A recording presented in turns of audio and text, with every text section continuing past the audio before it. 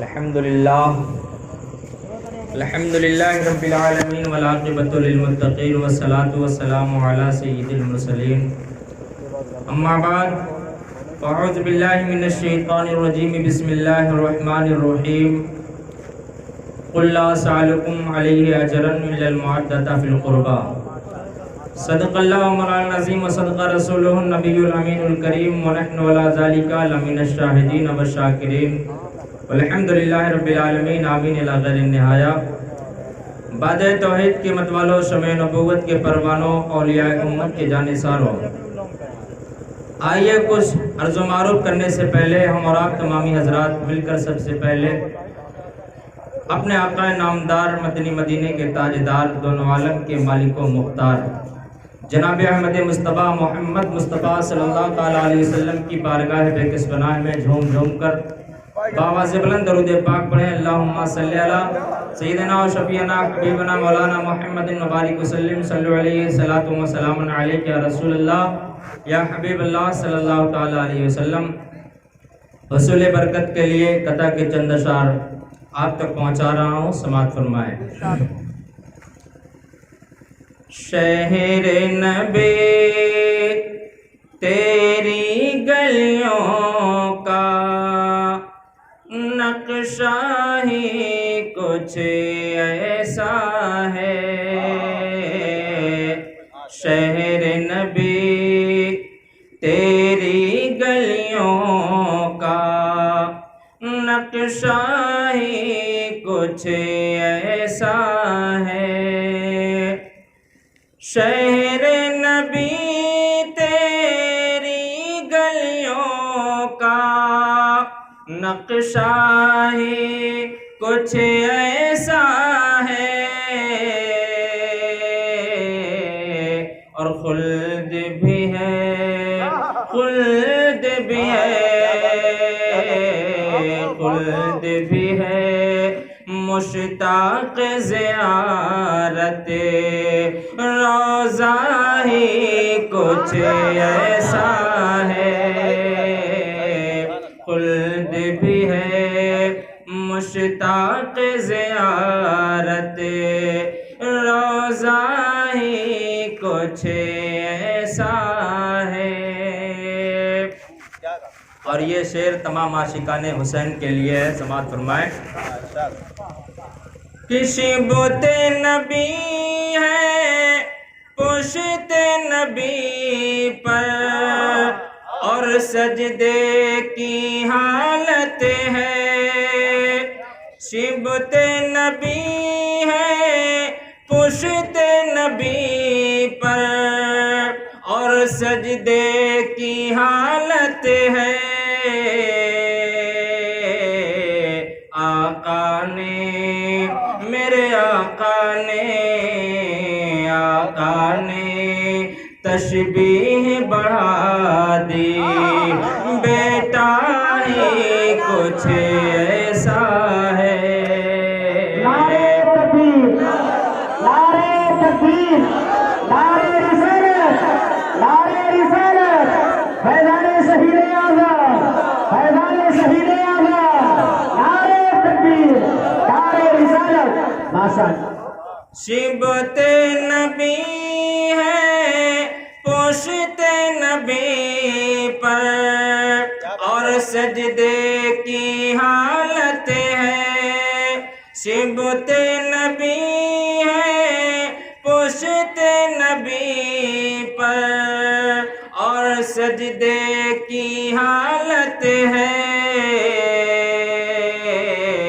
آقا نے میرے مولا نے، آقا نے تشبیہ بڑھا دی، بیٹا ہی کچھ ایسا ہے، شہر نبی تیری گلیوں کا نقشہ ہی کچھ ایسا ہے،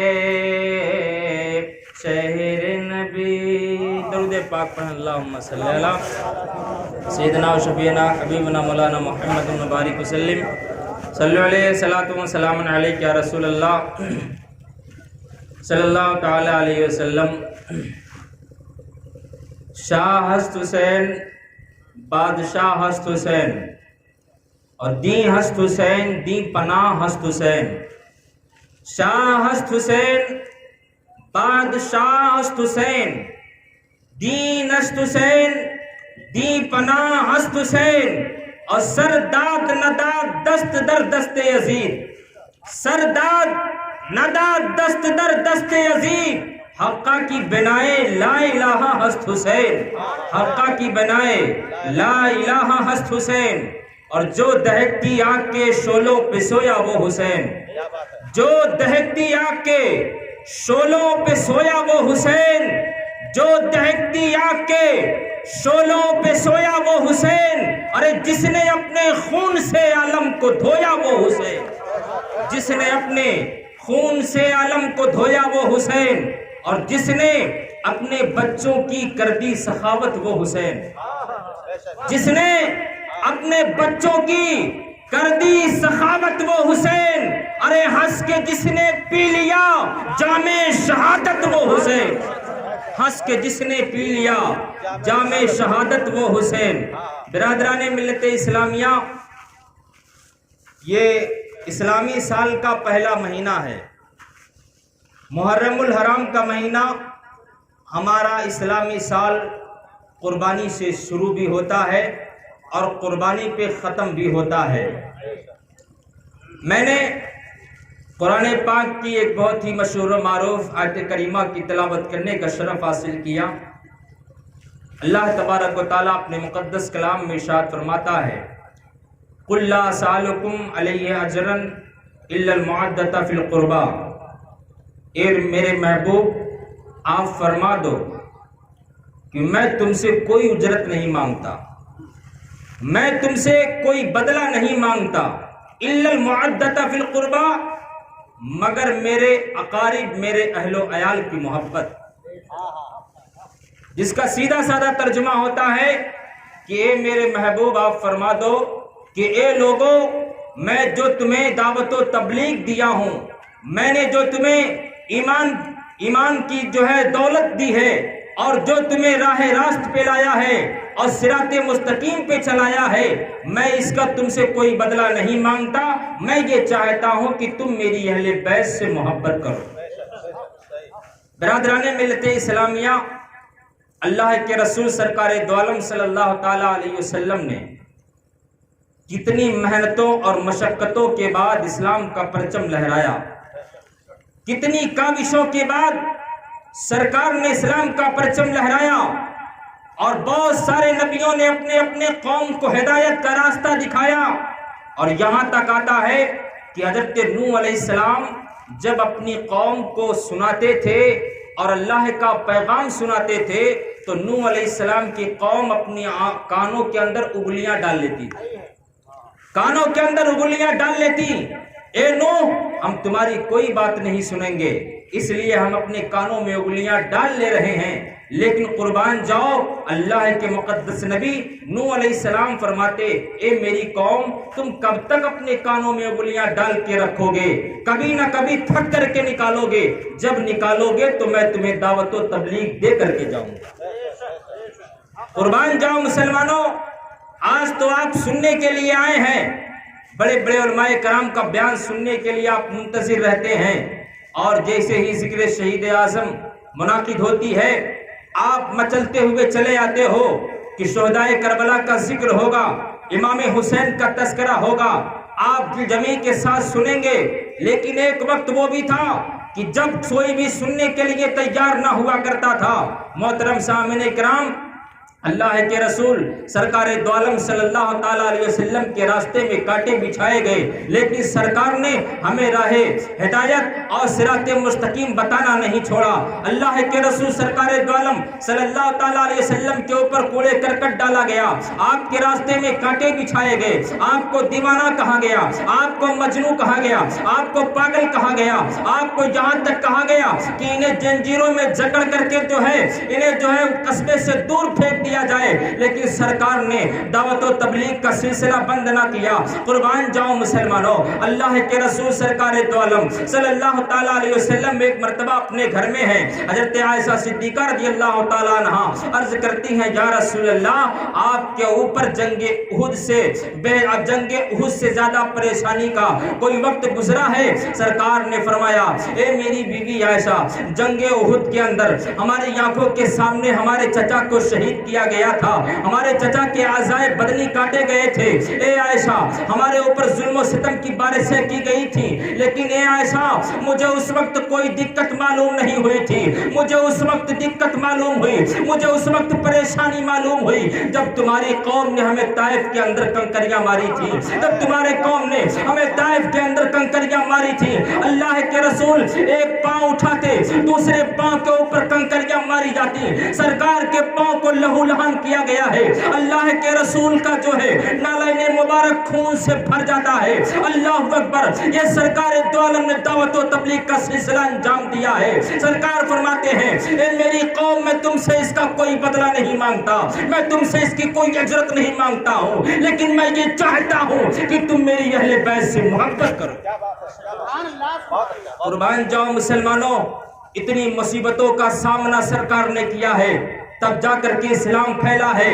سرکار نے کتنی مصیبتوں کا سامنا کیا، سرکار نے جو ہے راتوں رات ہجرت کیا ہے، سرکار نے غار کے اندر پناہ لی ہے، لیکن سرکار فرماتے ہیں، اے میری قوم، میں تم سے کوئی اجرت نہیں مانگتا، میں یہ چاہتا ہوں کہ تم میری اہل بیت سے محبت کرو۔ قربان جاؤ مسلمانوں، سرکار فرماتے ہیں، اے میری امت کے لوگوں، سنو سنو، انا ترکا فیکم الثقلین، میں تمہارے درمیان دو بھاری چیزیں چھوڑے جا رہا ہوں، اگر تم ان کو مضبوطی سے تھام کر کے رکھو گے تو تم کامیاب ہو جاؤ گے۔ صحابہ نے عرض کیا، یا رسول اللہ، وہ دو بھاری چیزیں کیا ہیں؟ سرکار فرماتے ہیں، ایک میری اہل بیت ہے، دوسرا قرآن ہے، اگر تم اسے تھام کر کے رکھو گے تو تم کبھی بھی گمراہ نہ ہوگے، تم کبھی بھی جو ہے گمراہی کے راستے پہ نہ جاؤ گے۔ قربان جاؤ مسلمانوں، سرکار فرما رہے ہیں کہ تم ان دونوں کو تھام کر کے رکھنا، یہ دونوں دنیا میں بھی ساتھ رہیں گے اور قیامت میں بھی ساتھ رہیں گے۔ برادران ملت اسلامیہ، اب ایک سوال اٹھتا ہے، کیا قرآن سے انسان کا مسئلہ نہیں حل ہو سکتا تھا؟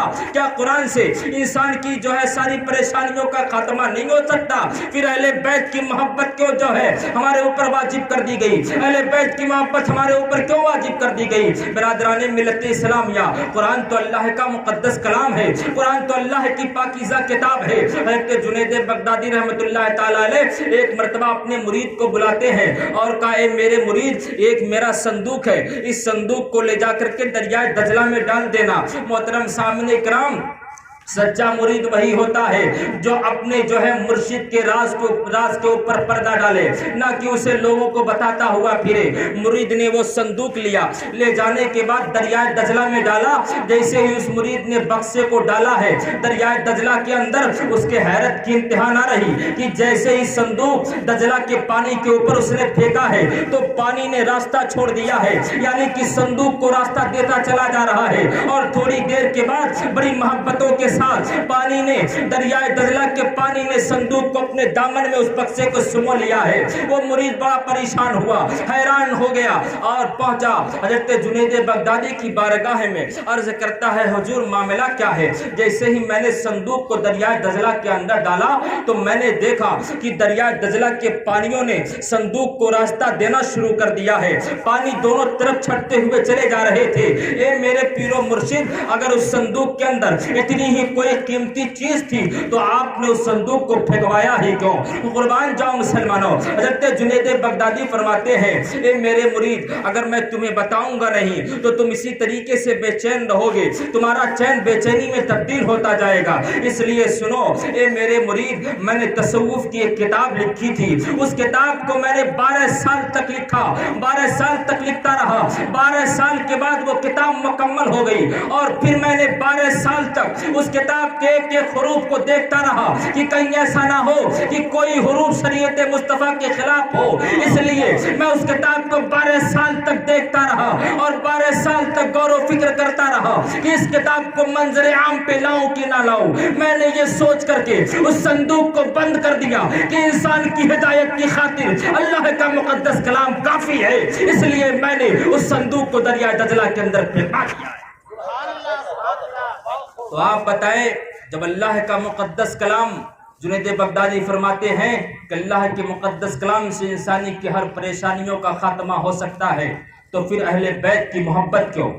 اللہ کے رسول نے ہم سے اور آپ سے اہل بیت کی محبت کیوں مانگی؟ تو برادران ملت اسلامیہ، سرکار نے ہمیں اہل بیت کی محبت ہمارے اوپر اس لیے لازم کر دی۔ سرکار فرماتے ہیں کہ اگر ایک انسان اہل بیت سے محبت کرتا ہے اور قرآن کے جو ہے پاروں کو کم مانتا ہے تو وہ بھی گمراہ ہے، اور اگر کوئی قرآن کو مانتا ہے اور اہل بیت سے بغض و عداوت رکھتا ہے تو وہ دنیا میں بھی ناکام ہوگا، آخرت میں بھی ناکام ہوگا، اس کی دنیا بھی تباہ ہوگی، اس کا آخرت بھی تباہ ہوگا۔ اس لیے اے لوگو، اگر تم چاہتے ہو کہ تمہارا دین و دنیا سلامتی کے ساتھ رہے تو تم قرآن کو بھی تھام کر کے رکھنا اور اہل بیت کا دامن بھی تھام کر کے رکھنا۔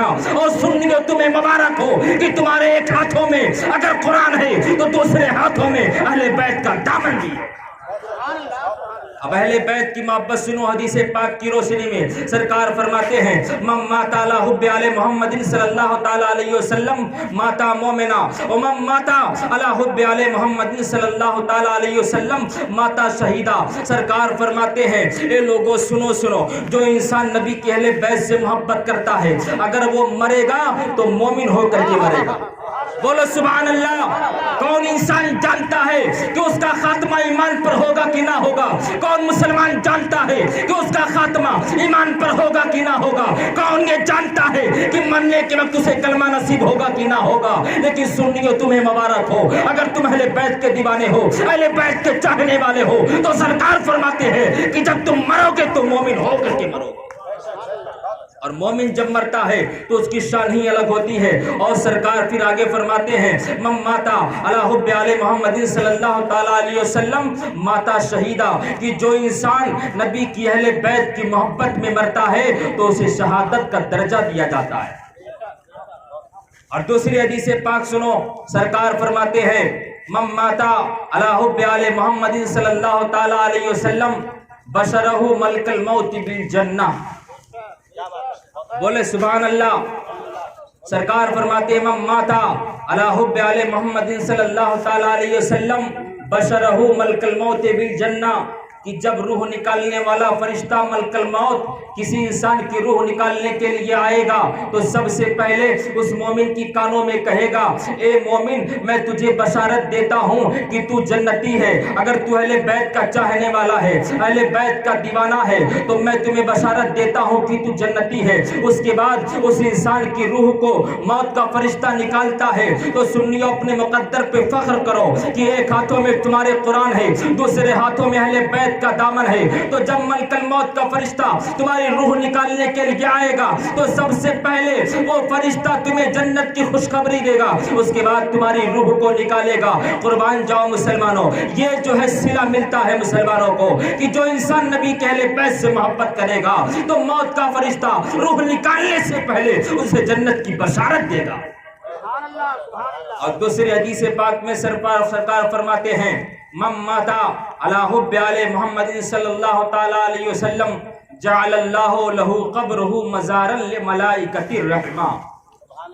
قربان جاؤ مسلمانوں، سرکار فرماتے ہیں کہ یہ لوگوں، اگر تم نبی کی اہل بیت سے محبت کرتے ہو، نبی کی اہل بیت کے چاہنے والے ہو، نبی کی اہل بیت کے دیوانے ہو، تو اے لوگوں سنو، جب تم مر جاؤ گے تو تمہاری قبر پر دنیا کا زمیندار آئے نہ آئے، تمہارے قبر پر دنیا کا ٹھیکیدار آئے نہ آئے، تمہارے قبر پر ثروت مند انسان آئے نہ آئے، تمہارے قبر پر مالدار انسان آئے نہ آئے، تمہارے قبر پر کھگڑیوا کے مسلمان آئے نہ آئے، تمہارے قبر کے اوپر دھسیا کے مسلمان آئے نہ آئے، تمہارے قبر کے پاس گزرپروا کے مسلمان آئے نہ آئے، تمہارے قبر کے اوپر سنگھ پور کے مسلمان آئے نہ آئے، لیکن اے نبی کے اہل بیت سے محبت کرنے والوں، جب تم اس دنیا سے چلے جاؤ گے تو یاد رکھو پروردگار تمہاری قبر کو رحمت کے فرشتوں کے لیے مزار بنا دیتا ہے۔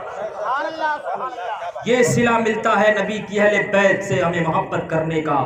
تو برادران ملت اسلامیہ، ہمیں اور آپ کو نبی کی اہل بیت سے محبت کرنا ہے اور صدق دل سے محبت کرنا ہے، لیکن جو بغض رکھتا ہے نبی کی اہل بیت سے، سرکار فرماتے ہیں من ماتا علی بغض علی محمد صلی اللہ تعالیٰ علیہ وسلم ماتا کافرہ، کہ جو انسان نبی کی اہل بیت سے دشمنی رکھتا ہے، نبی کی اہل بیت سے عداوت رکھتا ہے، جو انسان نبی کی اہل بیت کا بغض اپنے سینے میں پال کر کے رکھتا ہے، وہ لوگ جو یزید کو رضی اللہ عنہ کہا کرتے ہیں وہ کان کھول کر کے سن لے۔ سرکار فرماتے ہیں نبی کی اہل بیت سے بغض رکھنے والا، نبی کی اہل بیت سے دشمنی رکھنے والا، بھلے ہی وہ کلمہ گو ہو، بھلے ہی نماز کی پابندی کرنے والا ہو، جب وہ مرے گا تو مومن ہو کر کے نہیں بلکہ کافر ہو کر کے مرے گا۔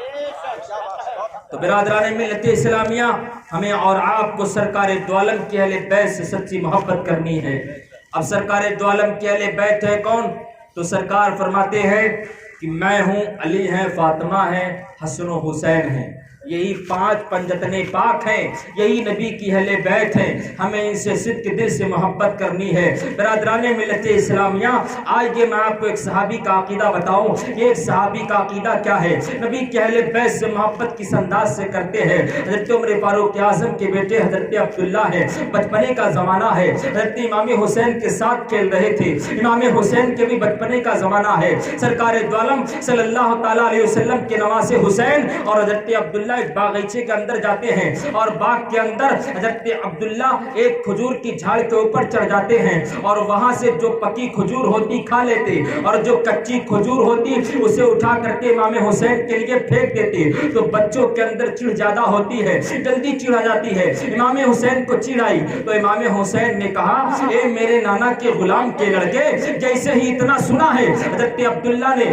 فوراً درخت سے نیچے اترے اور رونا شروع کر دیا، روتے ہوئے اپنے باپ وقت کے خلیفہ حضرت عمر فاروق اعظم کی بارگاہ میں پہنچے اور کہا اے میرے والد محترم، آج حسین نے مجھے کہا ہے کہ میرے نانا کے غلام کے لڑکے عمر فاروق اعظم وقت کے خلیفہ ہیں۔ آپ فرماتے ہیں بیٹا کیا عمر جو حسین نے ایسا کہا ہے؟ کہا ہاں ابو جان حسین نے ایسا کہا ہے۔ برادران ملت اسلامیہ، دیانتداری کے ساتھ سوچنا، اگر آج کا انسان ہوتا تو کیا کہتا، لیکن ایک صحابی کا عقیدہ دیکھو، ایک صحابی کس طریقے سے نبی کے اہل بیت سے محبت کرتا ہے، اس کا انداز دیکھو۔ عمر فاروق اعظم نے کہا بیٹا عبداللہ چل تو میرے ساتھ، دیکھتا ہوں صحیح آپ کو کیسے۔ عمر جو ہے حسین نے کہا کہ میرے نانا کے غلام کے لڑکے عمر فاروق اعظم آئے اور کہا حسین کیا آپ نے ہمارے بیٹے کو ایسا کلمہ کہا ہے کہ میرے نانا کے غلام کے لڑکے؟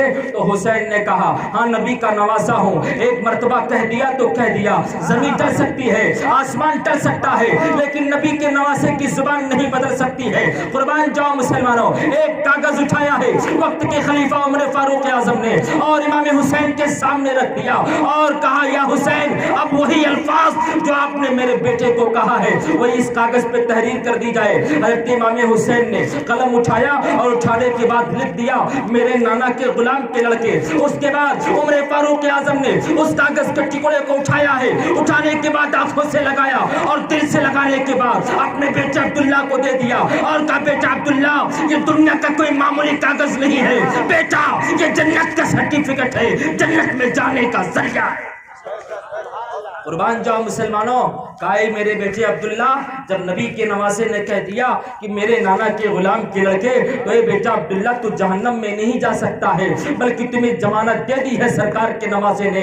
قربان جاؤ مسلمانوں، یہ محبت ہوتی ہے نبی کے اہل بیت سے ہمیں کرنے کا۔ ایک صحابی کا عقیدہ یہ ہے کس انداز سے نبی کے اہل بیت سے محبت کیا کرتے ہیں۔ برادران ملت اسلامیہ، آج جشن شہداء کربلا دوسیا کی سرزمین پر منعقد ہے۔ میں تھوڑی سی گفتگو حضرت امام حسین کی زندگی کے بارے میں ڈال کر کے رخصت ہو جاؤں۔ سرکار دو عالم صلی اللہ تعالیٰ علیہ وسلم کے پاس ایک مرتبہ حضرت ام سلمہ رضی اللہ تعالیٰ حضرت ام الفضل رضی اللہ تعالیٰ عنہ پہنچی اور عرض کیا یا رسول اللہ میں نے خواب دیکھا ہے کہ یا رسول اللہ میں نے خواب دیکھا کہ آپ کے جسم کا ایک ٹکڑا کٹ کر کے میری گود میں آ گیا ہے۔ سرکار فرماتے ہیں اے ام الفضل تمہیں گھبرانے کی ضرورت نہیں ہے۔ عرض کرتی ہیں یا رسول اللہ جب سے میں نے وہ خواب دیکھا ہے میری راتوں کی نیند حرام ہو گئی ہے، سرکار میرا چین بے چینی میں بدل گیا ہے، سرکار میں نے دیکھا کہ آپ کے جسم کا ایک ٹکڑا میری گود میں آ گیا۔ سرکار فرماتے ہیں اے ام الفضل تمہیں گھبرانے کی ضرورت نہیں ہے، ان قریب میری بیٹی فاطمہ کے گھر میرا نواسا حسین پیدا ہونے والا ہے اور وہ میری ہی جسم کا ایک ٹکڑا ہوگا۔ سرکار فرماتے ہیں الحسین منی وانا من الحسین، کہ حسین مجھ سے ہے اور میں حسین سے ہوں۔ قربان جاؤ مسلمانوں، کچھ ہی دن گزرنے کے بعد حضرت امام حسین کی ولادت ہوتی ہے۔ جیسے حضرت امام حسین پہنچے سرکار کو خبر دی جاتی ہے یا رسول اللہ آپ کا نواسا پیدا ہو چکا ہے۔ سرکار اپنی بیٹی فاطمہ کے گھر پہنچے اور پہنچنے کے بعد کہا علی کہاں ہے بچہ؟ اس کے بعد علی نے بچے کو سرکار کے ہاتھوں میں دے دیا اور کہا یا رسول اللہ یہ آپ کا نواسا ہے۔ اس کے بعد سرکار نے کہا علی اس بچے کا نام کیا رکھے ہو؟ عرض کرتے ہیں یا رسول اللہ اس بچے کا نام اس کے نانا مصطفیٰ ہی رکھیں گے۔ سرکار ابھی سوچ ہی رہے تھے کہ اتنے میں جبریل امی حاضر خدمت ہوئے۔ عرض کرتے ہیں یا رسول اللہ اللہ کی جانب سے اس بچے کے پیدا ہونے پر خوشی کا اظہار بھی ہے اور غم کا بھی اظہار کیا جاتا ہے۔ سرکار اس بچے کا نام خدا کی جانب سے حسین رکھا جاتا ہے۔ آپ بتاؤ مسلمانوں، دیانتداری کے ساتھ بتانا کہ جس بچے کا نام رکھنے والا خدا ہو اور جس بچے کے کان میں اذان دینے والے ساری کائنات کے مالک و مختار ہو، کیا وہ بچہ میدان کربلا کی سرزمین پر پیاسا ہو سکتا ہے؟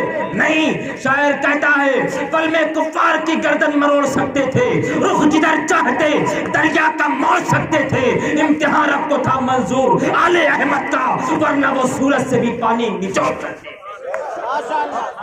قربان جاؤ مسلمانوں،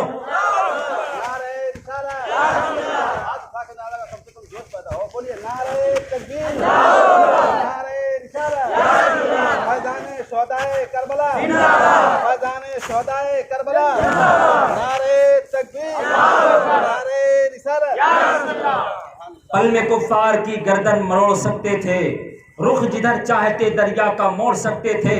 پل میں کفار کی گردن مروڑ سکتے تھے، رخ جدھر چاہتے دریا کا موڑ سکتے تھے۔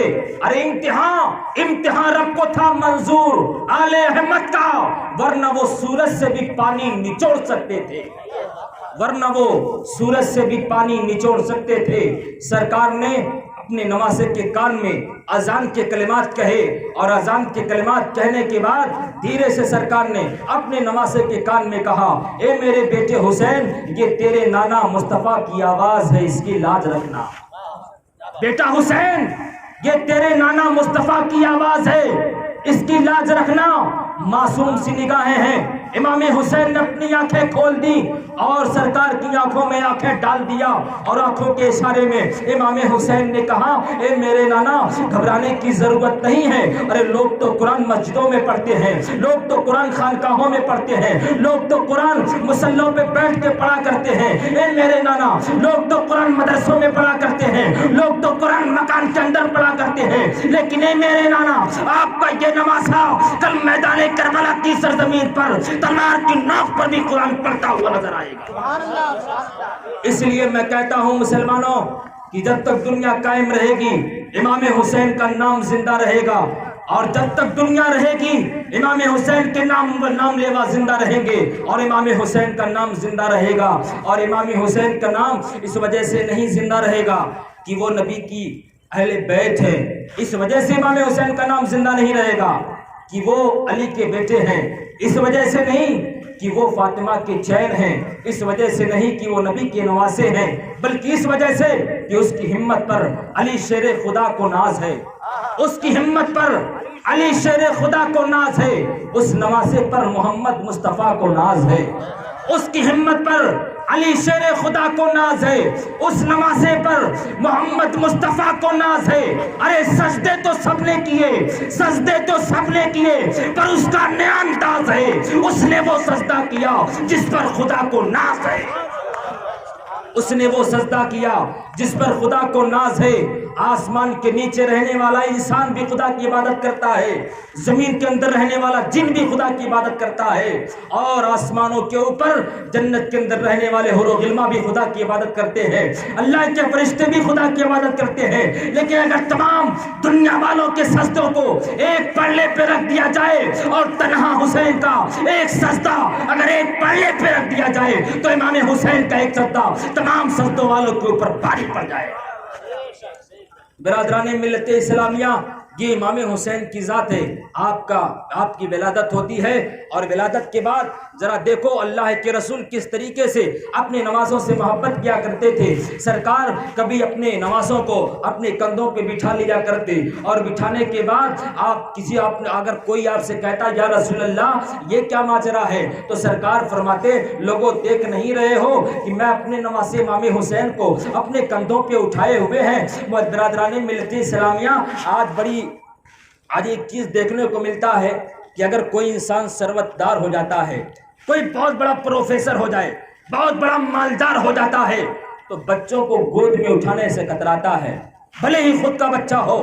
لیکن قربان جاؤ مسلمانوں, ساری کائنات کے مالک و مختار ہیں, اپنے بیٹے کو اپنے کندھوں پہ بٹھا لیا, اور بٹھانے کے بعد کسی نے کہا سرکار اگر آپ ان کی سواری ہیں تو ان کی لگام کہاں ہے, تو سرکار نے اپنی زلفوں کو امام حسین کے ہاتھوں میں پکڑا دیا ہے. وہ زلفیں جس کی قسمیں قرآن کھاتا ہے, وہ زلفیں جس کی تعریف اللہ کا مقدس کلام کرتا ہو, ان زلفوں کو سرکار کے نواز حسین نے اپنے ہاتھوں میں تھام لیا ہے. اور جب سرکار اپنے نوازوں کو پیار کرتے تو جو ہے سرکار دو عالم صلی اللہ تعالیٰ علیہ وسلم کبھی جو امام حسن کو پیار کرتے تو ان کا انداز دوسرا تھا, لیکن جب امام حسین کو پیار کرتے تو سرکار امام حسین کے گلے کو چوما کرتے تھے, کبھی گلے کو چومتے, کبھی آپ کے رخسار کو چومتے. ایک مرتبہ آپ کی بیٹی فاطمہ نے دیکھا کہ ابا حضور اپنے ہمارے بیٹے حسین کے گلے کو چوم رہے ہیں, تو عرض کرتی ہیں یا رسول اللہ یہ ماجرا کیا ہے. ارے لوگ تو اپنے بچوں کے رخسار کو چوما کرتے ہیں, ان کی پیشانیوں کو چوما کرتے ہیں, سرکار یہ بات تو سمجھ میں آتی ہے,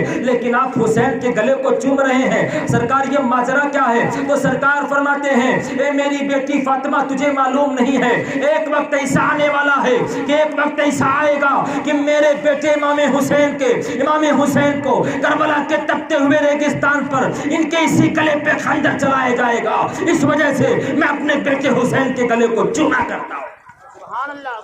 قربان جاؤ مسلمانوں, وہ فاطمہ الزہرا رضی اللہ تعالیٰ عنہ. اب ایک بات حضرت فاطمہ کے بارے میں بتا دوں. برادران ملت اسلامیہ, دنیا کی کوئی بھی عورت ہو, کوئی بھی مسلمان عورت ہو, پرہیزگار ہو, ولیہ ہو, متقی ہو, پرہیزگار ہو, بھلے ہی وقت کی رابعہ بصری کیوں نہ ہو, کوئی بھی عورت مسلسل ایک مہینہ لگاتار بلا ناگا نماز نہیں پڑھ سکتی ہے, بلا ناگا نماز نہیں پڑھ سکتی ہے. کیوں؟ اس لیے کہ مہینے میں کچھ دن عورتوں کے اوپر ایسے آتے ہیں کہ ان دنوں میں ان کے اوپر نماز معاف ہو جاتی ہے. تقریباً 3 دن, بہت ہو گیا تو 5 دن, اور بہت زیادہ ہو گیا تو 10 دن, اس سے زیادہ نہیں جو عدت ہے.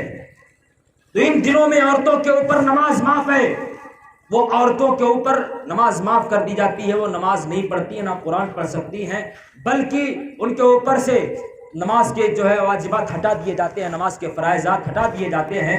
تو برادران ملت اسلامیہ, دنیا کی کوئی بھی عورت ہو لگاتار 1 مہینہ مسلسل نماز نہیں پڑھ سکتی, لیکن اسی زمین کے اوپر اور اسی آسمان کے نیچے ایک عورت ایسی بھی تھی جس کی زندگی میں نماز تو دور کی بات ہے, تہجد تک قضا نہیں ہوا کرتی ہے, مسلسل آپ نماز پڑھا کرتی تھی. آپ پوچھیں گے وہ کون سی عورت ہے, تو وہ حضرت فاطمہ الزہرا ہے. اور آپ جان لیں کہ جو عورتوں کے اندر یہ خون مہینے کے اندر آتے ہیں نا, اس خون کا آنا بہت ضروری ہے. کیوں؟ کہ جب مہینے کے اندر عورتوں کو یہ خون آتا ہے, لیکن جب بچہ پیٹ میں آ جاتا ہے, حمل ٹھہر جاتا ہے, تو پھر اسی رابطے کو بچے سے جوڑ دیا جاتا ہے. اب اسی خون سے بچے کے اعضائے بدن بنائے جاتے ہیں, بچے کا جسم تیار ہوتا ہے. کس خون سے؟ جو خون ماں کے جسم سے ہر مہینہ نکلتا تھا، جب بچہ اس کی پیٹ میں آیا تو اب اسے وہ خون نہیں آئے گا. کیوں؟ اس کے بچے جو ہے وہ رابطہ بچے کی جو ہے بچے سے جوڑ دیا جاتا ہے. اب اسی خون سے بچے پر بچہ اپنی ماں کے پیٹ میں پروان چڑھتا ہے، بچہ دھیرے دھیرے بڑھتا ہے، اور جب بچہ پیدا ہو جاتا ہے تو پھر اسی رابطے کو کاٹا جاتا ہے کہ نہیں؟ آپ دیکھے ہوں گے پھر اسی رابطے کو کاٹا جاتا ہے. تو برادران ملت اسلامیہ پتہ یہ چلا کہ عورتوں کو اس خون کا آنا بہت ضروری ہے. اسی خون سے بچہ بنتا ہے، اسی خون سے بچے کے اعضاء بدن بنتے ہیں. تو برادران ملت اسلامیہ دنیا کی عورتوں کو یہ خون آتا ہے، اس کے بعد ان کے پیٹ میں بچہ پروان چڑھتا ہے، بچہ بڑھتا ہے، بچہ اپنی ماں کی شکم سے پیدا ہوتا ہے. لیکن میں کہتا ہوں کہ حضرت فاطمہ الزہرا کو وہ خون زندگی میں کبھی نہیں آیا. برادران ملت اسلامیہ اب اگر کوئی اعتراض کرنے والا یہ اعتراض کرے، حضرت آپ یہ کہتے ہو کہ اسی خون سے بچے کے اعضاء بدن بنتے ہیں، اسی خون سے بچہ تیار ہوتا ہے، تو آپ یہ بتائیں جب فاطمہ کو وہ خون نہیں آتا تھا تو پھر امام حسن بنے کیسے، امام حسین بنے کیسے؟ تو میں کہتا ہوں دنیا والوں سنو، اگر یہ سوال پوچھنا ہے تو چلو بریلی کے تاجدار سے پوچھتے ہیں، یا اعلی حضرت آپ ہی بتا دو، دنیا سوال کرتی ہے امام حسین کیسے آئے، امام حسن کیسے آئے؟ تو اعلی حضرت فرماتے ہیں تیری نسل پاک میں ہے بچہ بچہ نور کا، اور تو ہے عین نور، تیرا سب گھرانہ نور کا. تو برادران ملت اسلامیہ وہ فاطمہ ہیں کہ آپ کا ایک سجدہ قضا نہیں ہوتا. اگر بات بڑھائی جائے تو بڑی لمبی ہو جائے گی، مختصر میں آپ کو بتا دوں کہ امام حسین کی والدہ محترمہ حضرت فاطمہ ہے، اور امام حسین کے بچپنے کا زمانہ ہے. امام حسین کھیلنے کے لیے اپنے گھر سے باہر نکلنے کے بعد کھیلتے کھیلتے مسجد نبوی کے اندر پہنچے تو امام حسین نے کیا دیکھا کہ نانا جان نماز پڑھا رہے ہیں. نماز کی حالت میں حضرت امام حسین اپنے نبی اپنے نانا جان کے پشت پہ سوار ہو گئے. کہاں سوار ہوئے؟ پشت پر سوار ہوئے. سرکار جہاں 3 تسبیحیں 5-7 تسبیحیں پڑھا کرتے تھے، سرکار نے جب دیکھا کہ میرے پیٹھ پر میرا نواسا حسین بیٹھ گیا ہے تو سرکار نے اپنے سجدے کو طویل کر دیا. اب جو ہے آپ تسبیحیں پڑھ رہے ہیں تو تسبیحیں لا تعداد ہیں، گننے کی کوئی ضرورت نہیں. انسان تسبیحیں نماز کے اندر بہت پڑھتا ہے، کم سے کم 3 پڑھے گا، اس سے زیادہ پڑھ لیا 5 پڑھے گا، اس سے بھی زیادہ پڑھ لے تو 7 مرتبہ پڑھے گا. لیکن سرکار اب جو تسبیحیں پڑھ رہے ہیں گن نہیں رہے ہیں، سرکار پڑھتے چلے جا رہے ہیں اور امام حسین ان کے پشت کے اوپر ہے. آپ یہ بتائیں کہ امام حسین نبی ہیں کہ امتی ہیں؟ امام حسین کیا ہے؟ امتی ہیں. تو امتی کس کے پشت پہ سوار ہے؟ نبی کے. کس کے پشت پہ؟ نبی کے. آج کل کچھ ایسی جماعتیں ہیں جو یہ کہا کرتی ہیں کہ اگر نبی کا خیال معذاللہ نماز میں آ جائے تو نماز نہیں ہوتی. میں کہتا ہوں کم ظرفو، ارے جب نبی کے خیال میں امام حسین ہیں، امام حسین امتی، نبی کے خیال میں سرکار تسبیحیں پڑھتے جا رہے ہیں اور سوچ رہے حسین ابھی بھی پیٹھ پہ ہے، سبحان ربی الاعلی، اور سوچ رہے حسین ابھی بھی پیٹھ پہ ہے، سبحان ربی الاعلی، اور سوچ رہے حسین ابھی بھی پیٹھ پہ ہے. میں کہتا ہوں کم ظرفو، جب نبی کے خیال نماز کے اندر امتی کے خیال سے نماز باطل نہیں ہوتی تو امتی کے خیال میں اگر نبی کا خیال آ جائے تو امتی کی نماز کیسے خراب ہو سکتی ہے؟ تو برادران ملت اسلامیہ سرکار کے خیال میں امام حسین ہیں. اور اچھا آپ یہ بتائیں کہ انسان جب نماز پڑھتا ہے، قیام کیا، قیام کرنے کے بعد رکوع کرتا ہے تو خدا سے تھوڑا قریب ہوتا ہے، سجدے میں گیا اور قریب ہو گیا، اور جب تسبیحیں پڑھنا شروع کر دیا تو اب خدا سے اور قریب ہو گیا. تو آپ بتائیں کہ انسان نماز، آج ایک مومن نماز پڑھتا ہے تو اس کی بات تو الگ ہے، لیکن جب سرکار نماز پڑھے تو کیا سرکار خدا سے قریب نہیں تھے؟ سرکار قرب خاص میں اپنے رب کی بارگاہ میں تھے. یعنی کہ جہاں جہاں سرکار کی پہنچ ہے، سرکار سجدے کی حالت میں ہیں اور اپنے رب کی بارگاہ میں حاضر ہیں، اور وہاں بھی خیال حسین ہے. وہاں بھی حسین کا خیال، سرکار سجدے میں اور سجدہ طویل ہے، سرکار اپنے رب کی بارگاہ میں حاضر ہے، اور وہاں بھی خیال حسین ہے کہ ابھی بھی حسین پیٹھ پر ہے۔ سرکار نے سجدہ لمبا کر دیا، تھوڑی دیر کے بعد امام حسین پشت سے اترے اور پھر اپنے گھر پہ پہنچے اور اپنی ماں فاطمہ کے گود میں جا کر کے بیٹھ گئے اور کہا امی جان آج ایک عجیب ماجرا ہو گیا۔ ماں نے کہا بیٹا کیا ہوا؟ عرض کرتے ہیں امی جان آج ہمارے نانا مصطفیٰ نماز پڑھ رہے تھے، نماز کی حالت میں اپنے نانا کے پشت پہ سوار ہو گیا، اور امی جان تعجب کی بات تو یہ ہے کہ جب تک میں نہ اترا میرے نانا نے اپنے سر کو سجدے سے نہیں اٹھایا۔ اچھا یہ بتائیں سرکار نے اپنے سر کو سجدے سے کیوں نہیں اٹھایا؟ کہ اگر اٹھاتا ہوں تو حسین گر جائیں گے۔ کیا حسین گر جائیں گے؟ تھوڑی سی اونچائی پر تھے حسین، سرکار کو یہ گوارا نہیں کہ میرا نواسا تھوڑی سی اونچائی سے نیچے گرے تو قربان جاؤ مسلمانوں، جب میدان کربلا کی سرزمین پر نبی کا نواسا گھوڑے کی زین سے نیچے گرا ہوگا، اس وقت نبی کے دل کو تکلیف کتنی ہوئی ہوگی۔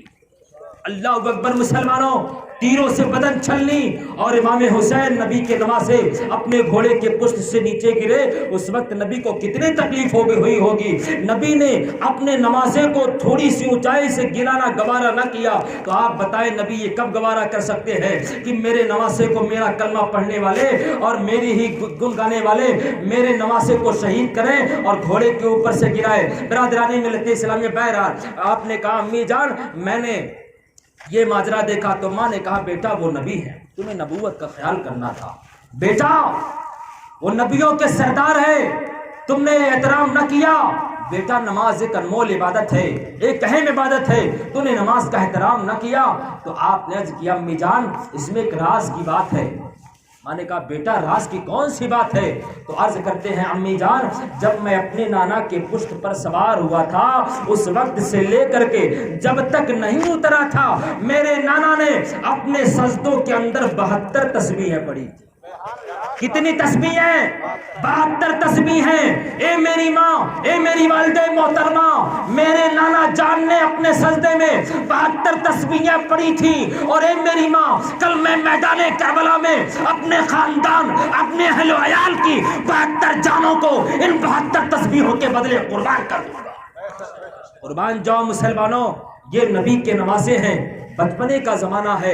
تو برادران ملت اسلامیہ حضرت امام حسین رضی اللہ تعالیٰ عنہ یہ نبی کے نواسے ہیں۔ برادران ملت اسلامیہ ہمیں اور آپ کو ان سے سچی پکی محبت کرنی چاہیے۔ اور برادران ملت اسلامیہ ایک آخری بات، حضرت امام حسین کی آپ شہادت سن لیں۔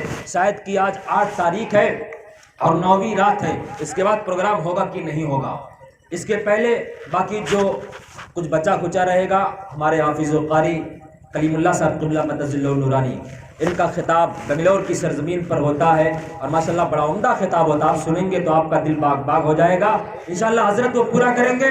آپ امام حسین کی شہادت سن لیں۔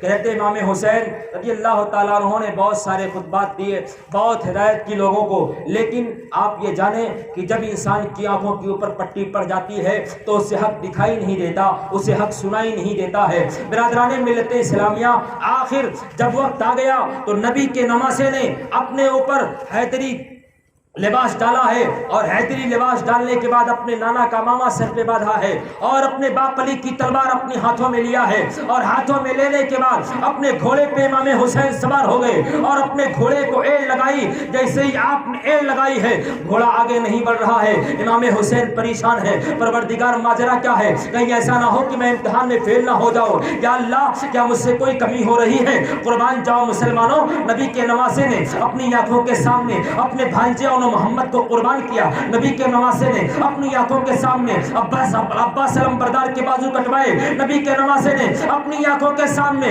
اپنے 18 سال جوان بیٹے کو میدان کربلا کے تپتے ہوئے ریت پر اسلام کی خاطر قربان کیا ہے۔ لیکن اب بھی عرض کرتے ہیں میرے مولا مجھ سے کوئی کمی تو نہیں ہو رہی ہے، اے میرے پروردگار کہیں میں امتحان میں ناکام تو نہیں ہو رہا ہے، نہیں ہو رہا ہوں۔ آپ نے دوبارہ پھر لگائی لیکن گھوڑا بڑھنے کے لیے تیار نہیں ہو رہا ہے۔ اس کے بعد امام حسین نے اپنے آپ جو ہے امام حسین گھوڑے سے نیچے اترے اور دیکھتے کیا ہے کہ آپ کی معصوم سی بچی سکینہ ہے، گھوڑے کے دونوں پاؤں پکڑ کر کے کھڑی ہے۔ اللہ اکبر مسلمانوں، معصوم سی بچی نے دونوں پاؤں گھوڑوں پہ پکڑ لیے ہیں اور وہ کھڑی ہے۔ امام حسین نے کہا بیٹی تو گھوڑے کو چھوڑتی کیوں نہیں، مجھے میدان کربلا کے تپتے ہوئے ریت پر جانے دے، نبی کے جو ہے نبی کے اسلام کے پرچم کے اوپر آ جانے والی ہے، میں اسلام کے پرچم کو بلند کرنے جا رہا ہوں۔ برادران ملت اسلامیہ، معصوم سی بچی رو کر کے عرض کرتی ہے اے میرے والد محترم، مجھے کوئی گوارا نہیں، میرے آنکھوں کے سامنے ہمارے بھائی شہید کیے گئے، ہمارے آنکھوں کے سامنے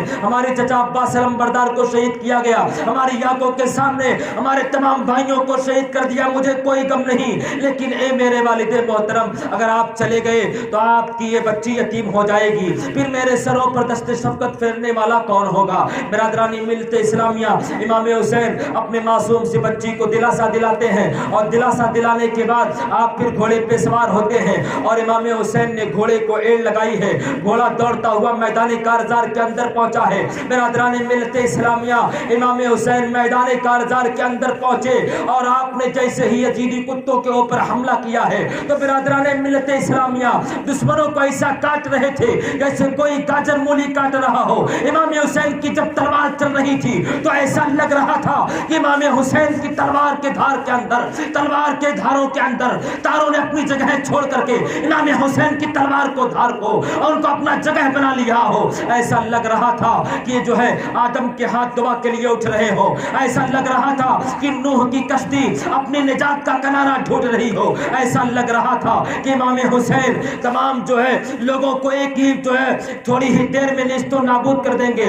جب علی کا سر میسرے کی طرف حملہ ور ہوتا ہے تو میسرہ صاف ہو جاتا ہے، میمنہ کی طرف رخ کرتا ہے، میمنہ صاف ہو جاتا ہے۔ برادران ملت اسلامیہ، آپ دیکھو کہ امام حسین کے بہادری کے جواہر، ان کے یہ جوہرات جوہر دیکھ کر کے تمام یزیدیوں کے اندر بھگدڑ مچ چکی ہے، تمام لوگ پریشان ہو چکے ہیں۔ سمر گھبرا گیا، خولی حیران ہو گیا، اے میرے پروردگار یہ ماجرا کیا ہے؟ ایک تنہا انسان، کہیں ایسا نہ ہو کہ 20,000 کی لشکر جرار پر کافی پڑ جائے۔ اب اس تلوار کو رکنا بہت ضروری ہے، کہیں ایسا نہ ہو کہ ایک وقت تاریخ ایسی لکھ دی جائے کہ ایک تنہا انسان نے 20,000 کی لشکر جرار کو نیست و نابود کر دیا۔ اس لیے اب ان کا یہ مشورہ ہو گیا کہ اب اس تلوار کو رکنا چاہیے، اس تلوار کو رکنا بہت ضروری ہے۔ برادران ملت اسلامیہ، جس وقت امام حسین تلوار چلا رہے تھے تو ایسا لگ رہا تھا کہ تنہا حسین کے اندر استقامت ابراہیم ہے، ایسا لگ رہا تھا کہ تنہا حسین کے اندر ارادہ اسماعیل بھی ہے۔ وہاں اسماعیل کے سامنے شیطان کا جو ہے اسماعیل کا ارادہ پہاڑ تھا شیطان کے سامنے، اور یہاں یزیدیوں کے سامنے حسین کا ارادہ پہاڑ ہے۔ برادران ملت اسلامیہ، امام حسین لوگوں کو کاٹتے چلے جا رہے ہیں، لوگوں کی صفیں الٹتے پلٹتے چلے جا رہے ہیں۔ اب یہ تلوار رک نہیں رہی ہے، تلوار روکی کیسی جائے؟ سارے لوگ پریشان ہیں۔ جو تلوار اپنے بچوں کی بھوک پیاس دیکھ کر کے نہ روکی، جو تلوار اپنے بچوں کو شہید ہوتا دیکھ کر کے نہ روکی، وہ تلوار جو عباس علم بردار کے کٹے ہوئے بازو دیکھ کر کے نہ روکے، وہ تلوار جو اپنے بچوں کی شہادتیں دیکھ کر کے نہ روکی، وہ تلوار جو 18 سال جوان بیٹے کی لاش دیکھ کر کے نہ روکی، وہ تلوار اچانک رک جاتی ہے۔ اور رکتی کیوں ہے وہ تلوار؟ کہ نماز کا وقت ہو گیا ہے۔ کیا ہو گیا؟ نماز کا وقت ہو گیا۔ نماز کا وقت ہوتا ہے۔ امام حسین اپنے گھوڑے سے نیچے اترے اور اترنے کے بعد امام حسین نے نماز پڑھنا شروع کیا ہے۔ اب برادرانی ملت اسلامیہ، امام حسین نے وضو کس طریقے سے کیا تھا آپ کو معلوم ہے؟ آپ یہ بتائیں کہ آج نماز کے لیے وضو ضروری ہے۔ الوضو مفتاح الصلاۃ، وضو نماز کی کنجی ہے۔ اگر وضو نہیں تو نماز بھی نہیں۔ تو وہاں تو میدان کربلا میں پانی تو بنتا، اور کربلا کی ساری زمین خون سے سیراب ہو چکی تھی، خون سے بھیگ چکی تھی۔ پھر یا حسین، آپ نے وضو کیسے کیا؟ وہ نماز جو آپ نے پڑھی تھی اس کے لیے وضو آپ نے کیسے کیا؟ جب یہی سوال میدان کربلا کی طرف ہمیشہ رخ لگا کر کے کرتے ہیں عالم خیال میں، یا حسین دنیا سوال کرتی ہے کہ آپ نے وضو کیسے کیا تھا، تو امام حسین جواب دیتے ہوئے نظر آتے ہیں، ایک دنیا والوں سنو سنو، جب معمولی سی نماز پڑھنی ہو، جب تم نماز پڑھتے ہو تو تمہاری نماز کے لیے وضو کی ضرورت ہوتی ہے، لیکن یاد رکھو جب اللہ کی تم عبادت کرتے ہو تو اس عبادت کے لیے وضو کی ضرورت پڑتی ہے، لیکن جو نماز میں نے پڑھی تھی وہ نماز محبت کی نماز تھی، اور جب محبت کی نماز پڑھی جاتی ہے تو پانی سے نہیں بلکہ خون سے وضو کیا جاتا ہے۔ امام حسین نے خون سے وضو کر لیا، اسی خون کو اپنے چہروں پہ مل لیا، ہاتھوں پہ مل لیا، ملنے کے بعد امام حسین کے اوپر تقریباً 72 کئی زخم تیروں کے آئے تھے، برچھیوں کے آئے تھے، ایسے عالم میں بھی امام حسین نماز پڑھنے کے لیے کر گئے۔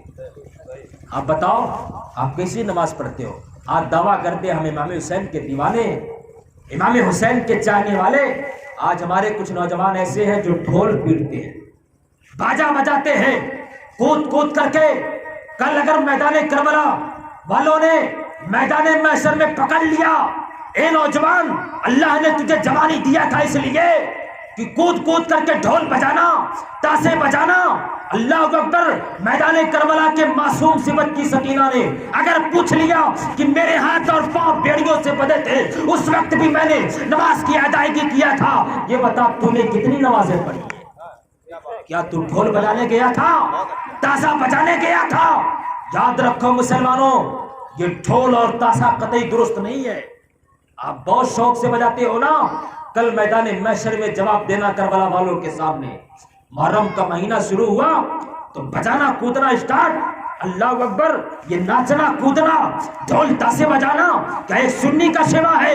ایک سنی ڈھول اور تاسا نہیں بجاتا، بلکہ امام حسین کا ذکر کرتا ہے، امام حسین کی محفلیں منعقد کرتا ہے، امام حسین کا تذکرہ سنتا ہے۔ آؤ دیکھو امام حسین نے کیسی نماز پڑھی ہے۔ جب آپ گھوڑے سے نیچے اترے تو نماز کی حالت میں جب آپ پہنچے تو یزیدیوں نے کہا، اے لوگو جلدی کرو، بڑا اچھا موقع ہے، بڑا سنہرا موقع ہے، اگر یہ شیر دوبارہ اٹھ گیا تو یزیدی اس دنیا کے اندر سے نیست و نابود ہو جائیں گے، اس لیے اب اسے اٹھنے نہ دو، فوراً اس کے سر کو تن سے جدا کر دو۔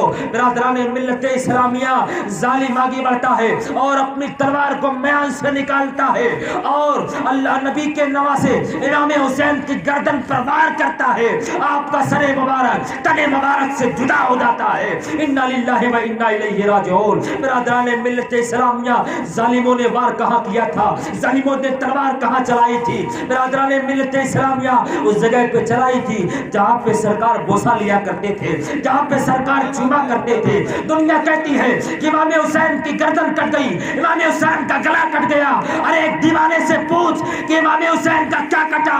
امام حسین کی گردن نہیں بلکہ بوسہ گاہ مصطفیٰ کاٹ دی گئی ہے، نبی کے بوسہ لینے کی جگہ کو کاٹ دیا گیا ہے۔ اور ظالموں نے تلوار وہاں پہ چلائی تھی جہاں سے فاطمہ کا جنتی دودھ گزرا تھا، امام حسین کے گردن پہ اس جگہ پہ تلوار چلائی گئی تھی جہاں سے حضرت علی کا دیا ہوا نیوالا گزرا تھا، اس جگہ پہ ظالموں نے تلوار چلائی تھی۔ اور برادران ملت اسلامیہ، اس کے بعد آیت امام حسین کے سر کو نو کے نیزہ پہ اٹھا کر کے پورے مارکیٹوں کے اندر پھرایا جا رہا ہے۔ برادران ملت اسلامیہ، آج کل کچھ ایسے کمزور انسان ہیں جو یزید کو رضی اللہ عنہ کہتے ہیں۔ میں کہتا ہوں ظالموں، اس وقت بھی تم نے امام حسین کو نو کے نیزہ سے تکلیف پہنچایا تھا اور آج بھی تم امام حسین کو تکلیف پہنچاتے ہو۔ فرق اتنا ہے، کل نو کے نیزہ سے تکلیف پہنچائے تھے، آج نو کے قلم سے تکلیف پہنچاتے ہو، اپنی تقریروں سے تکلیف پہنچاتے ہو۔ اور معاذ اللہ اتنے بدبخت اور فاسق و فاجر کو رضی اللہ عنہ کہتے ہو، شرم نہیں آتی کمزور کو؟ برادران ملت اسلامیہ، امام حسین کے سر کو نو کے نیزہ پر اٹھا لیا جاتا ہے اور اٹھانے کے بعد مارکیٹوں چوراہوں پہ پھرایا جا رہا ہے۔ دنیا دیکھ رہی ہے کہ امام حسین کا سر کٹ گیا ہے، لیکن برادران ملت اسلامیہ، جب امام حسین نے دیکھا کہ ہمارے غلام مجھے دیکھ رہے ہیں تو امام حسین ہمارے امام وہیں سے جواب دیتا ہے، اے میرے غلاموں تمہیں گھبرانے کی ضرورت نہیں ہے۔ ارے دیکھو دیکھو، یہ یزیدیوں کی بھیڑ میں تمہارے امام کا سر سب سے اوپر ہے۔ اب سمجھ جاؤ کہ جس کا سر کٹا نہیں وہ سر پست ہے، وہ سر نیچے ہے، اور جس کا کٹ گیا وہ سر بلند ہے، وہ سر اونچا ہے۔ قتل حسین اصل میں مرگ یزید ہے. اسلام زندہ ہوتا ہے ہر کربلا کے بعد. اور کسی شاعر نے کہا تھا اے بار الہ اے بار الہ نوحہ سناتا پھرتا تا روز حشر اشک بہاتا پھرتا. اور امداد کربلا میں گر حسین نہ کرتے اسلام تیرا ٹھوکریں کھاتا پھرتا. بند ہے اسلام تیرا ٹھوکریں کھاتا پھرتا. برادران ملت اسلامیہ،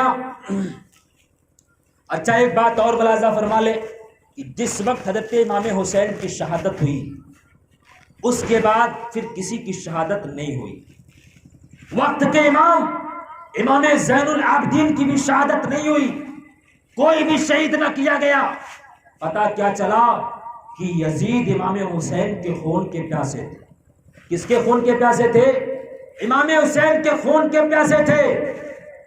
دنیا نے سوال کیا حسین جب یزیدی آپ کے خون کے پیاسے تھے تو پھر آپ کو سب سے پہلے میدان کارزار میں جانا چاہیے تھا. آپ کو سب سے پہلے جنگ کرنی تھی اور شہید ہو جانا تھا. اگر آپ شہید ہو جاتے تو معصوم علی اصغر شہید نہ ہوتے. اگر آپ شہید ہو جاتے تو عباس علمبردار کے بازو نہ کاٹے جاتے. آپ شہید ہو جاتے تو قاسم کا صحرا نہ لوٹا جاتا. اگر آپ شہید ہو جاتے تو علی اکبر کی جوانی نہ لوٹی جاتی. علی اکبر کے لاشوں کے ٹکڑوں پہ گھوڑے نہ دوڑتے. جب یہ سوال دنیا والوں نے کیا تو برادرانی ملت اسلامیہ امام حسین کی بارگاہ سے جواب آتا ہے. اے دنیا والوں سنو میں نے تاخیر کیوں کی تھی. سنو امام حسین فرماتے ہیں کہ میں کیا ہوں. آپ دیکھیں امام حسین فرماتے ہیں کہ اے لوگوں میدان کارزار کے اندر علی اکبر کو شہید کیا گیا. علی اکبر یہ مومن ہے. کیا ہے؟ مومن ہے. علی اصغر مومن ہے. عباس علمبردار مومن ہے. میں نے سوچا کہ میرے نانا جان کے کلمہ پڑھنے والے ہو سکتا ہو کہ اگر یہ خون کے پیاسے ہیں اس لیے میں نے علی اصغر کو پیش کر دیا کہ اگر تم کو جو ہے کسی کا خون ہی لینا ہے تو یہ لو میں اپنے بیٹے کو دے رہا ہوں. اگر اب بھی پیاس نہیں بجھتی تو لو علی اکبر کو دے رہا ہوں. اب بھی پیاس نہیں بجھتی لو حضرت قاسم کو دے رہا ہوں. اب بھی پیاس نہیں بجھتی عباس علمبردار کو دے رہا ہوں. اب بھی تمہارے تلوار کی اگر پیاس نہیں بجھتی تو لو میں انو محمد اپنے بھانجوں کو دے رہا ہوں. اب بھی اگر تمہارے تلوار کی پیاس نہیں بجھتی تو لو میں جو ہے اپنے لخت جگر کی تمام لوگوں کی قربانیاں پیش کر رہا ہوں. لیکن اے یزیدی میرے تک پہنچنے میں جلدی مت کرنا کیونکہ سنو عباس علمبردار کا قاتل مومن ہے. اصغر کا قاتل مومن ہے. علی اکبر کا قاتل مومن ہے. اور میرا اگر تم قتل کرنا چاہو گے تو میرا قاتل مومن نہیں بلکہ قتل دین بن جائے گا. خواجہ معین الدین فرماتے ہیں دین است حسین دین پراست حسین سرداد نہ داد دست درتے حقا کی بنائے لا الہ است حسین. تو حسین نے کہا کہ میرا قتل مومن نہیں ہوگا. اگر تم مجھے قتل کرو گے تو میرا قتل مومن نہیں ہوگا. میرا قتل دین بن جائے گا. اور دین کا قتل قطعی معاف نہیں ہو سکتا ہے. ہو سکتا ہو اگر تم میرے بچوں کے خون کے پیاسے ہو ایک دو کو پیش کرتا ہوں تم قتل کر دو. لیکن ہو سکتا ہو میں کل میدان محشر میں تمہارے اس گناہ کبیرہ کو معاف کروا سکتا ہوں. لیکن مجھ تک پہنچنے میں جلدی مت کرنا. لیکن پھر بھی امام حسین تک وہ لوگ پہنچے اور امام حسین کو میدان کربلا کی سرزمین پر شہید کیا گیا. اور ایک آخری بات عقیدے کی بول دوں کہ آج کل ہمارے کچھ ایسے سنی مسلمان ہیں جو یہ کہتے ہیں حضرت مسجد سے کیا فرق پڑنے والا ہے. ارے وہ بھی اللہ کا گھر ہے یہ بھی اللہ کا گھر ہے. اس میں بھی امام نماز پڑھاتا ہے اس میں بھی امام نماز پڑھاتا ہے. کہیں بھی نماز پڑھ لے. اس کے پیچھے نماز پڑھو گے جو یزید کو رضی اللہ عنہ کہتا ہے.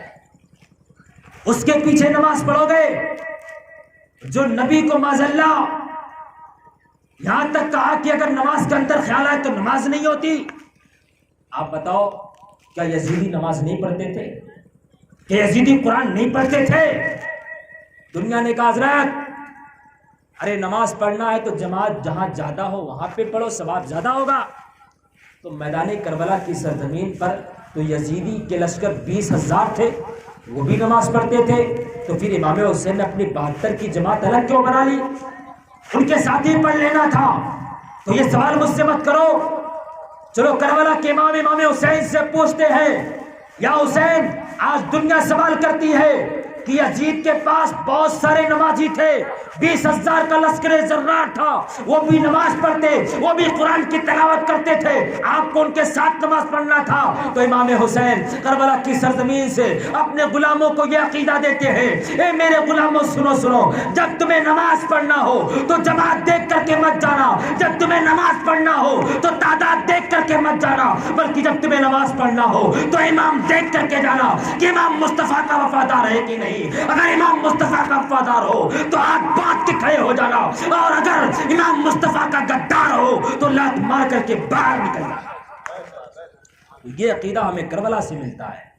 برادران ملت اسلامیہ، ہمیں اور آپ کو امام حسین کے نقش قدم پہ چلنا ہے۔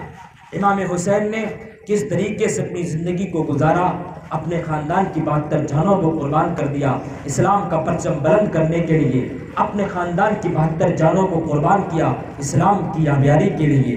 اس وجہ سے کسی شاعر نے کہا تھا، آئینے مشیت سے سناسا ایسا، آئینے مشیت سے سناسا ایسا، جن کے قدموں میں ہو کوثر وہ ہے پیاسا ایسا۔ آئینے مشیت سے سناسا ایسا، جن کے قدموں میں ہو کوثر وہ ہے پیاسا ایسا۔ اور کیوں فخر سے نہ جھومے رسول عربی، کیوں فخر سے نہ جھومے رسول عربی، ارے تقدیر سے ملتا ہے نوازا ایسا، تقدیر سے ملتا ہے نوازا ایسا۔ اور کربلا کے ہر ایک سپاہی کی آواز تھی کہ ہری ہے شاخ تمنا ابھی جلی تو نہیں، ہری ہے شاخ تمنا ابھی جلی تو نہیں، عشق کی آگ ہے دل میں ابھی بجھی تو نہیں، ہری ہے شاخ تمنا ابھی جلی تو نہیں، عشق کی آگ ہے دل میں ابھی بجھی تو نہیں، اور جفا کی تیغ سے گردن وفا شماروں کی کٹی ہے برسر میدان مگر جھکی تو نہیں۔ وما توفیقی الا باللہ، استغفر اللہ ربی من کل ذنب واتوب الیہ، وآخر الدعوانا الحمدللہ رب العالمین۔ السلام علیکم ورحمۃ اللہ وبرکاتہ۔